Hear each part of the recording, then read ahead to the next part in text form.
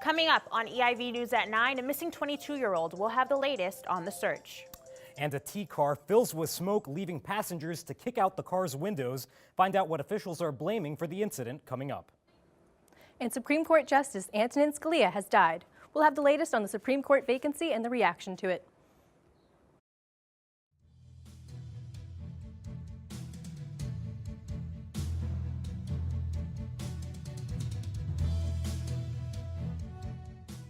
Good evening and welcome to EIV News at 9. I'm Angelina Salcido. And I'm Anthony Monzon. We begin tonight's broadcast with breaking news of a gunman on the UMass Amherst campus.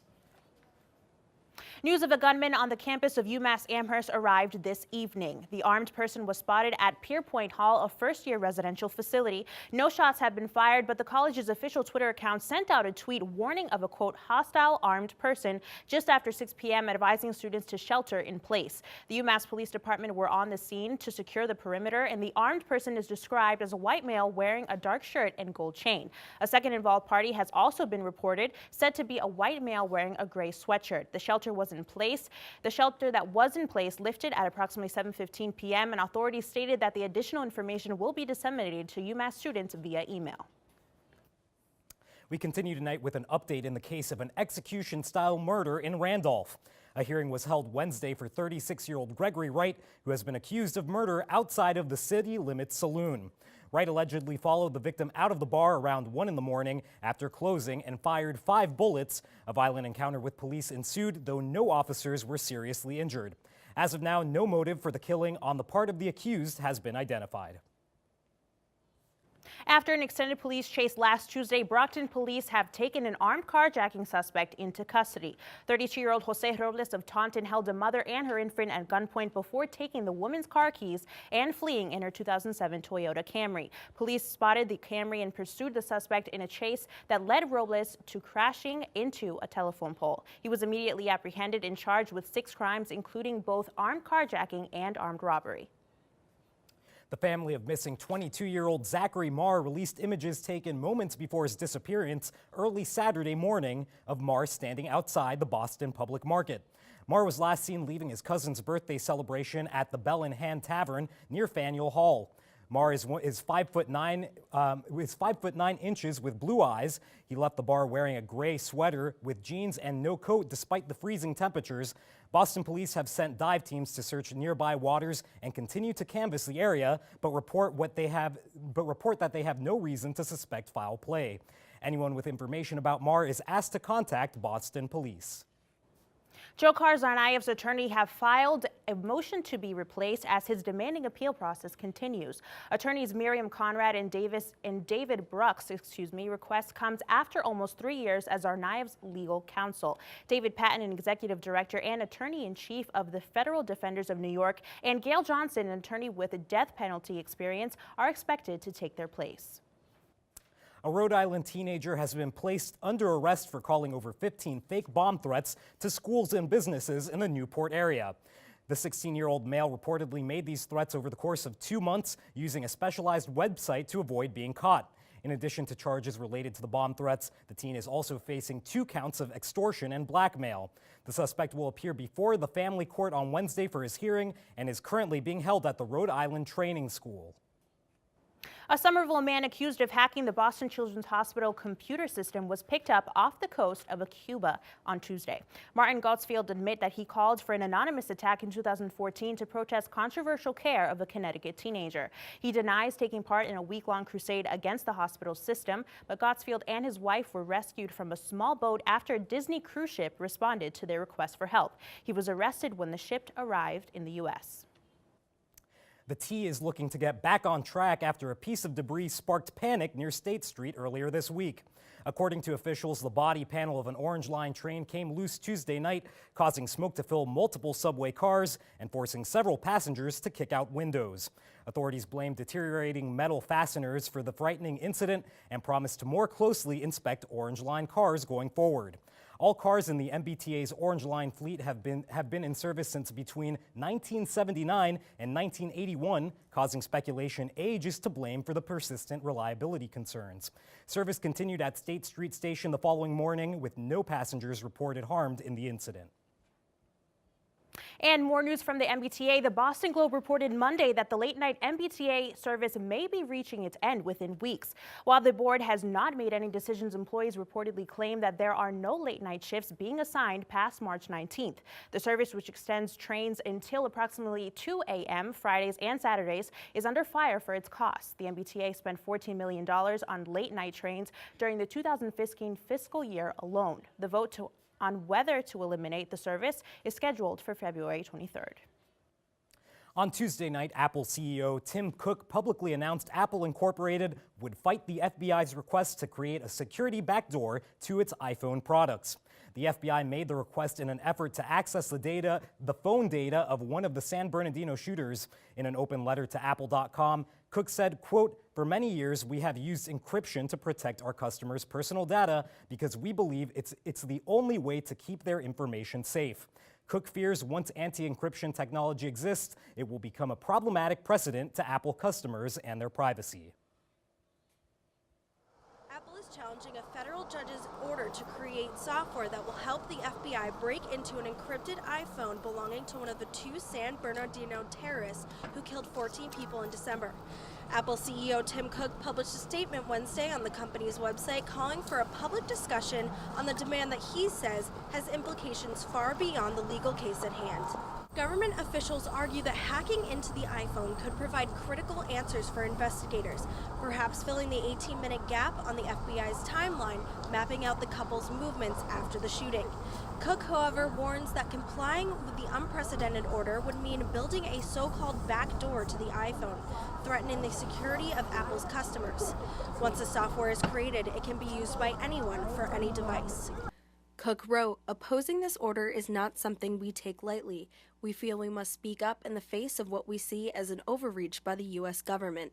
EIV News is here at the Boylston Street Apple Store to see what customers think of pitting digital privacy against national security. I think when it comes to the terrorist attack, that the one iPhone they're trying to get access to or need access to, I think it's important to get access to that phone, but I think if it proves a risk to everyone else in the country that could lead to eventual other attacks or other breaches in privacy, then I don't think it's worth it. They claim that it's for national security.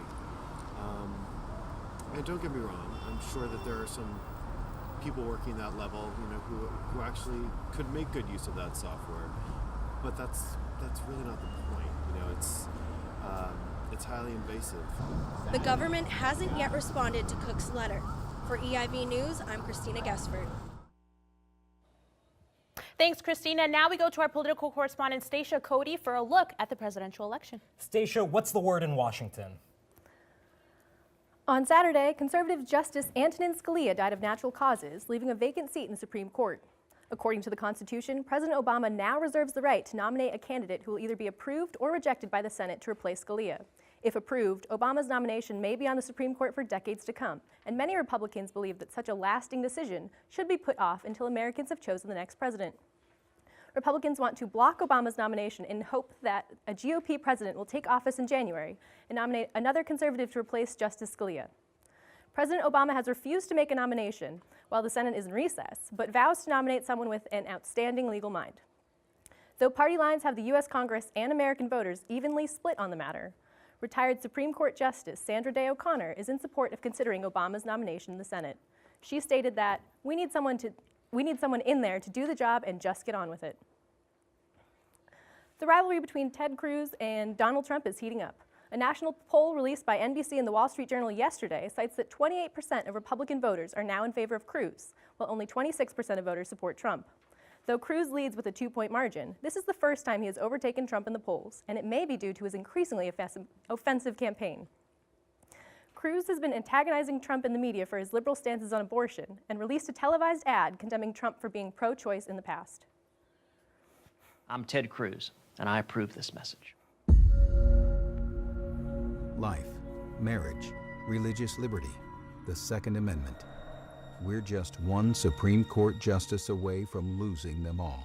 Would President Trump ban partial birth abortion? Well, look, I'm very pro-choice. But you would not ban it? No. Or ban partial birth abortion? No, I would. I am pro-choice in every respect. We cannot trust Donald Trump with these serious decisions. Trump is threatening to sue Cruz for the ad on the grounds of defamation. Cruz, who has voiced his desire to personally depose of Trump, is calling for Trump to bring it on. President Obama has also voiced criticism over the legitimacy of Trump becoming the next U.S. president. In a press conference yesterday, Obama said that he does not believe Trump will be voted into office, as he trusts American voters will make the sensible decision. Trump immediately fired back with attacks on Obama's presidency, and even said Obama was lucky it was Romney who ran against him in 2012. Because if Trump had run, Trump said Obama would have only spent one term in office. As America mourns the passing of Justice Scalia, what are some looking to gain with the Supreme Court vacancy? So just days before Scalia's death, the Supreme Court voted on the Clean Power Plan, which requires states to start planning to lower carbon emissions from power plants. Scalia passed on the plan and postponed the Supreme Court's decision until June. So if an environmentally liberal justice is approved by the Senate before then, the Clean Power Plan has a chance to be enacted nationally.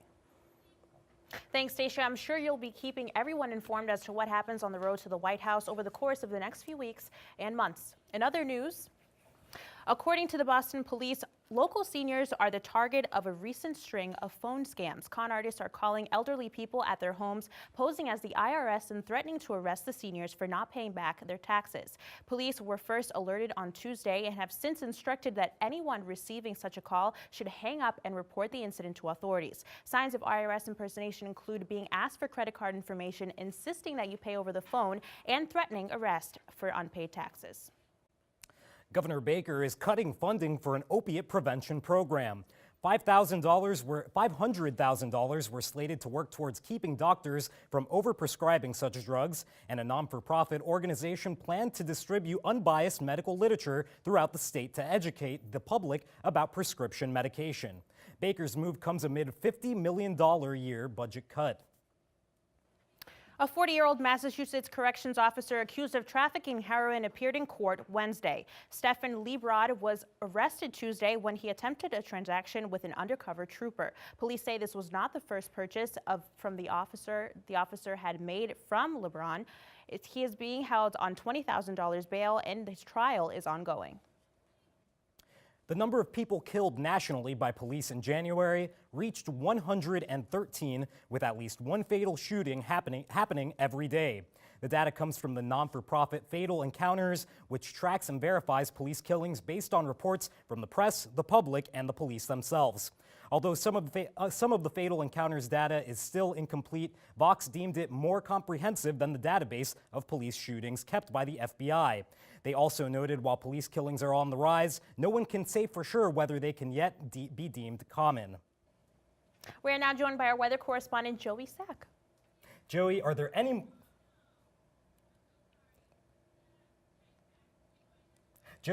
more weather records in the balance? Anthony, Angelina, good evening. No records in the balance yet. It has been an interesting week, so let's take a moment to address last weekend's sub-zero temperatures, made even more unpleasant and dangerous with the wind chill. Last Thursday was when it really started getting cold as Arctic air came into the area, bringing temperatures down to as low as -9 degrees over the course of the weekend. That would be bad enough, but the wind chill brought that temperature down even further, making frostbite a real concern, especially at night. It got so cold on Monday, the MBTA had to resort to setting tracks on fire to thaw them out. And I'm not making that up. They posted pictures of workers doing just that on their Twitter. Now, that cold air appears to be mostly behind us, as this week's dramatic temperature increase will tell you, but it's still a bit chilly at the moment. Partly cloudy in Boston right now with a high of 34 and a low of 20 degrees, which is fairly average for this time of year. I'll have tomorrow's weather plus your 5-day forecast coming up later in the show. Back to you at the desk. Thanks, Joey. We'll be speaking to you more later. Now, coming up after the break, international correspondent Camila Zagarsasu will have an update from abroad, including the latest from the deadly bombings in Turkey. And one Northeastern student is using 3D printing to make prosthetic limbs. We'll have more when we return. Lauren, what are you doing? I'm getting ready to host Good Morning Emerson, of course. So bad. Good Morning Emerson? What's that? You know, it's the best morning show ever that's on Tuesday and Thursday at 9 a.m. Wow, how can I work on this? Yeah, let's get going.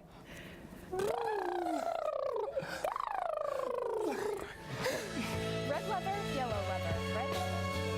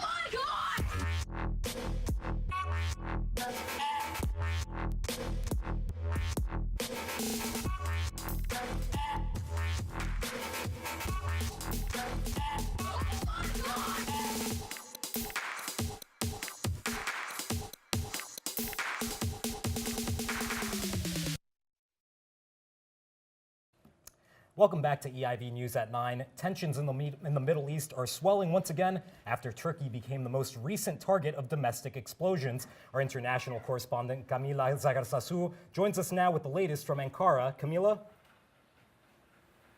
At least 28 people were killed and dozens of others were hurt Wednesday when a large explosion rocked the city of Ankara. According to the Associated Press, the blast in the Turkish capital happened during rush hour and about 330 yards from military headquarters. Deputy Prime Minister Numan Kurtulmuş said the attack was well planned and was caused by a car bomb that injured 61 people. The explosion targeted military vehicles that were carrying armed forces personnel. The U.S. ambassador to Turkey, John Bass, called the explosion a terror attack on Twitter and tweeted that he was deeply saddened and shocked by the incident. China deployed missiles to a disputed island in the South China Sea, even as President Obama called for reduced tensions in the region at the conclusion of a summit with Southeast Asian leaders. Satellite imagery shows that China deployed advanced anti-aircraft batteries on Woody Island, which China has occupied since 1974. China has complicated regional tensions further by building new islands in the sea, piling sands on reefs, and then building military installations. Pentagon spokesman Bill Urban said the United States continues to call on all claimants to halt land reclamation, construction, and militarization of features in the South China Sea. The Pentagon will continue monitoring developments on Woody Island in order to enforce the halt. As the first chords rang out and fans let out a cheer alongside other survivors and relatives of the deceased, it was clear that Paris needed a moment of rock and roll catharsis. Eagles of Death Metal, the Californian band on stage at the Bataclan Concert Hall during November's Paris terrorist attacks, resumed the show that was so tragically interrupted. The performance was a sensitive undertaking, with the band frequently in tears on stage and psychologists standing by to attend audience members if necessary.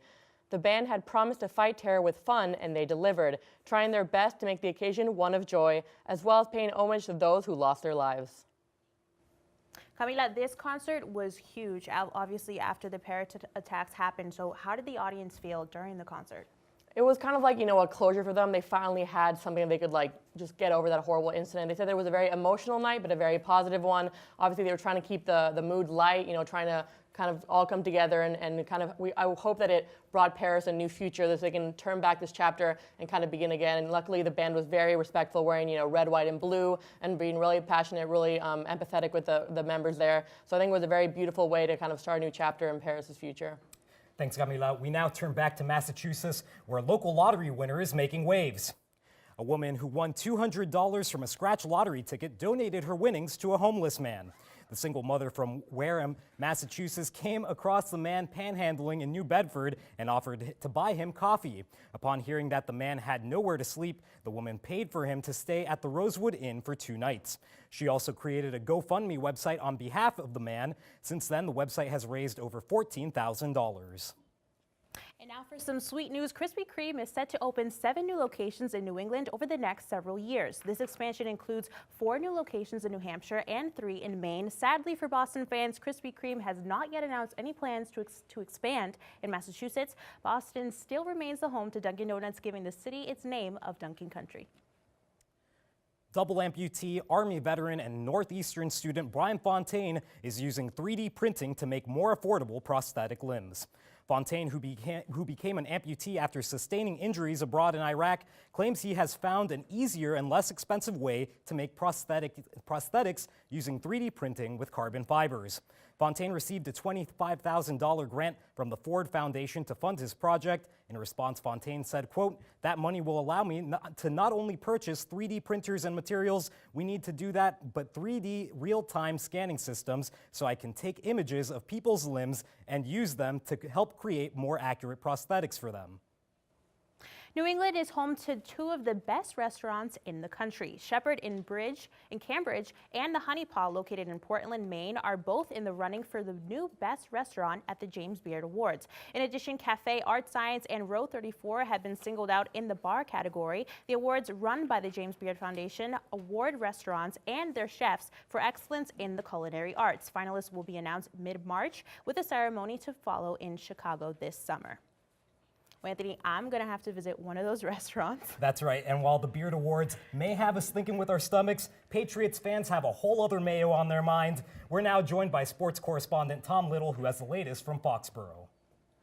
Thanks, Anthony. New England Patriots linebacker Gerard Mayo is retiring from the NFL. He made his announcement Tuesday in an Instagram post, stating how much he enjoyed his time here. The 29-year-old spent 8 years in the league, all with the New England Patriots. He finished each of the 3 last seasons on injured reserve. More trouble for Peyton Manning as a women's group is urging his sponsors to cut ties with him. This comes after a Title IX lawsuit filed against the University of Tennessee cited an incident with Manning 20 years ago. In the incident, Manning allegedly put his bare buttocks on a female trainer's face. The women's group believes Manning sponsors need to show sexual assault will not be tolerated. Papa John's and Nationwide are among those that sponsor the quarterback. It is safe to say spring is right around the corner in Boston, as pitchers and catchers reported to Red Sox spring training today. The Red Sox are looking to rebound this season after a down year last year. The team's young core did show promise last season, finishing 17-12 in the last month. Additions to the pitching staff like David Price and Craig Kimbrell have optimism surrounding the team. Now, Tom, with spring training pretty much underway, the big question is Big Papi. What kind of season may the veteran have this upcoming year? Well, as we know, Big Papi's retiring after the season, and I think that it's going to be a big one. Hey, fair enough. Again, no arguments there. Hopefully we see that as he enters his last year now coming up. Thanks so much, Tom. Now for an update on tomorrow's weather, we now go to Joey Sack. Well, today has been a bit chilly, as I said, and tomorrow's not going to be much different. We're looking at a high of 40 and a low of 32 degrees. It will be mostly sunny during the day with a few clouds forming later in the afternoon. Tomorrow night, there's a chance we could see some mixed rain and snow, but that should mostly clear by early Saturday morning. Of course, I'm getting ahead of myself. I'll be back later on in the show to give you my 5-day forecast. Anthony, Angelina, back to you. Thanks, Joey. Still to come, a Grammys wrap-up for you with our entertainment correspondent, Emily Tata. And coming up, we'll be back with Joey Sack with your 5-day forecast. Stick around next on 9. Lauren, what are you doing? I'm getting ready to host Good Morning Emerson, of course. Good Morning Emerson? What's that? It's the best morning show ever that's on Tuesday and Thursday at 9 a.m. Wow, how can I work on this? Yeah, let's get going.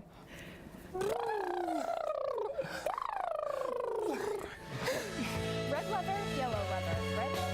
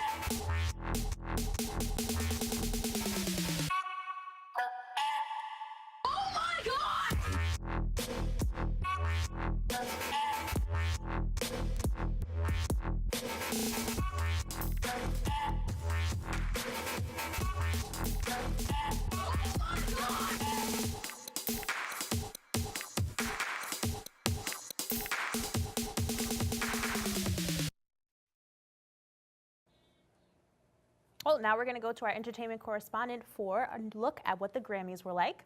A later gram of the Grammys, you could say. Nantucket native Meghan Trainor won her first ever Grammy in the category of Best New Artist at the 58th Annual Grammy Awards last weekend. Trainor beat out fellow nominees Courtney Barnett, James Bay, Sam Hunt, and Tori Kelly. After being introduced by last year's winner Sam Smith, the singer gave a tearful acceptance speech. At me like an artist instead of just a songwriter. Thank you, LA Reid and Epic Records. I love you so much. Thank you, Adam Factory and Troy Carter for managing me, and my mom and dad for always believing in me. In addition to earning her first Grammy Award, Trainor got the chance to perform during a special tribute to Lionel Richie. The Nantucket-bred singer sang Richie's classic tune, You Are, in a medley that included performances by John Legend, Demi Lovato, Tyrese, and Luke Bryan. Trainor wasn't the only local who came up big on Monday. The Boston Symphony Orchestra and conductor Andris Nelsons won in the Best Orchestral Performance category for Shostakovich under Stalin Shadow Symphony No. 10. Berkeley-trained artist Anna Wise also won in the Best Rap Collaboration category for her work on Kendrick Lamar's These Walls. while Massachusetts-bred comic Louis C.K. won in the Best Comedy Album category for Live at Madison Square Garden. Mayor Marty Walsh has officially declared February 12th as Trevor Noah Day. The mayor himself gave the comedian, who was in Boston for a string of shows at the Wilbur Theater, the honor via written proclamation. The proclamation declared that ever since Noah succeeded Jon Stewart as host of The Daily Show, he has remained committed to spreading awareness to challenging issues facing America through humor, parody, and satire. Mayor Walsh added that Trevor Noah is among the most successful comedians in Africa and adds to the diversity and talent seen in and throughout the Northeast region of America. Noah will also be covering Esquire this month after initially mixed reviews as the new Daily Show host. New England author Stephen King's novel 11/22/63 has been turned into a limited series executive produced by J.J. Abrams and starring James Franco. The show, which premiered on Hulu last week, revolves around a teacher who is presented with the chance to travel back in time to 1960 to attempt to prevent the assassination of JFK, but becomes attached to the life he makes in the past. Let's watch a clip.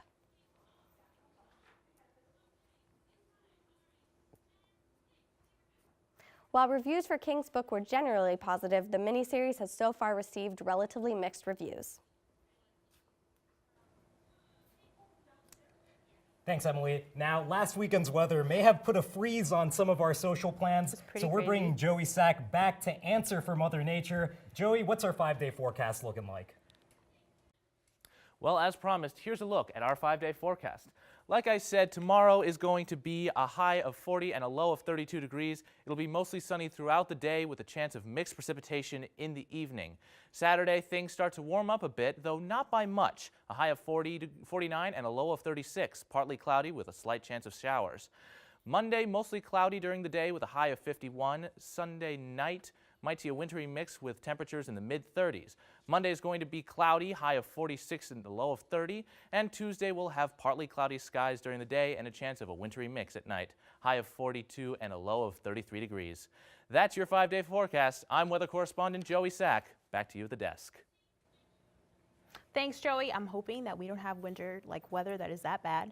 I got my fill last year, I'll tell you that much. So again, people who weren't around last year may be a little bit wanting some more snow, but believe me, I think we're all sick of that by now. I agree with that. It was super cold last weekend. Well, that's all the news that we have for you tonight. Please join us again next week for all the latest Boston news. I'm Angelina Salcido. And I'm Anthony Monzon. Take care and good night.